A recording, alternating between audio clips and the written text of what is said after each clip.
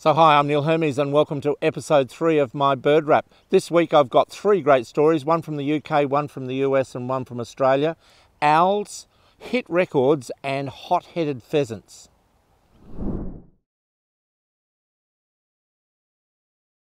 And my first story this week is about hot-headed pheasants. Now in the UK at the University of Exeter, they've been researching pheasants and the fighting that goes on between the male pheasants at the beginning of the breeding season. What they did was they used heat sensing cameras to watch the temperatures of the birds as they engaged in a fight over a territory. Now these are ringneck pheasants, a very common pheasant in the UK, widely dispersed around the world, and often used for hunting in the UK.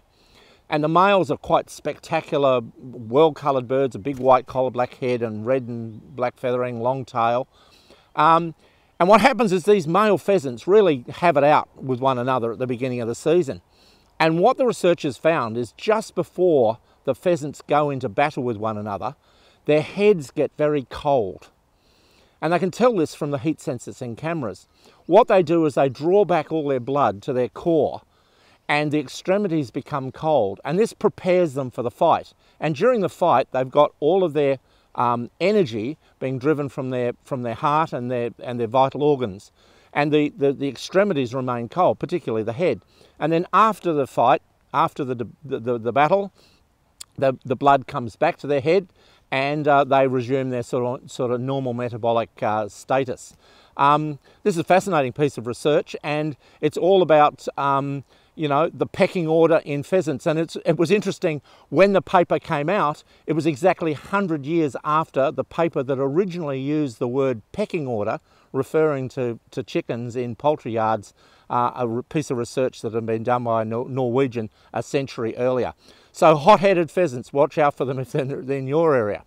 So my second story today comes from the US, and it comes from Georgia, where a webcam has been put up on the nest of a great horned owl. Now I'll put a link to this fabulous webcam on the website, and a link to this YouTube clip. But what you can see is this owl raising its chicks in this nest that it's located near this bit of Ceylon swampy ground in the US. One of the interesting things about this nest is that the great horned owls had used this nest back in 2014 and 15 and raised chicks successfully. Then it was taken over by, and it had been a bald eagle's nest prior to that. The nest was then taken over by an osprey, which nested in it for a year or two, and now the owls are back using the same nest for their 2022 season. Now the great horned owls are a fabulous, huge owl from North America. They're part of a group of owls, 14, 16 species that occurs around the North America and Eurasia. They have these projections from the top of their heads which appear like ears to us. They're in the same group as the snowy owl, very large owl. They're a very adaptable owl, the great horned owl, and they occur all the way through North America, down to Latin America. They don't occur a lot across Latin America, but they then occur back in South America as well. A very adaptable, capable owl. And if you want to track the success of this particular pair, check out that webcam and have a look at how they're going for the season with their chicks. That webcam's just been put up in the last week or so.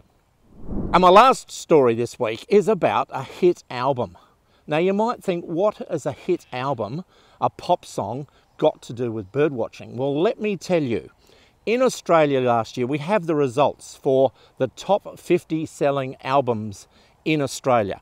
And it wouldn't be a surprise to many people to know that Adele topped the charts in Australia last year with her new album. After her, Ed Sheeran had the second most popular album in Australia last year.